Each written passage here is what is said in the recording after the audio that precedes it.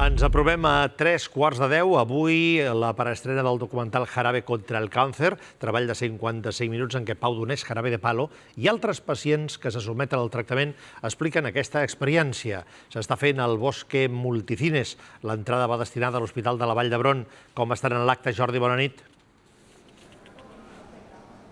Bona nit, Josep. Més de 400 persones assisteixen ara mateix en aquesta estrena. Es preveu que s'arribi dels 5.000 euros de recaptació que aniran destinats íntegrament a la secció d'oncologia de l'Hospital La Vall d'Hebron, especialment a les teràpies contra el càncer. Pau Donés no ha assistit en aquest acte, ha enviat un vídeo de 40 segons on dona coratge als que viuen aquesta situació i sobretot esperança. Hem parlat amb la seva oncòloga, ens ha explicat com va rebre la notícia i com està duent aquesta malaltia. Ell ha vingut sempre a totes les visites amb un somriure. No volem trivialitzar el que és un pacient amb càncer, però volem que s'entengui que és quelcom que és dur, que suposa moltes hores, però que es pot conviure amb això i que s'ha de tirar endavant. I en aquest sentit, tots tres, tant el Pau com la Meritxell com el Marc, crec que són exemples que s'han de seguir.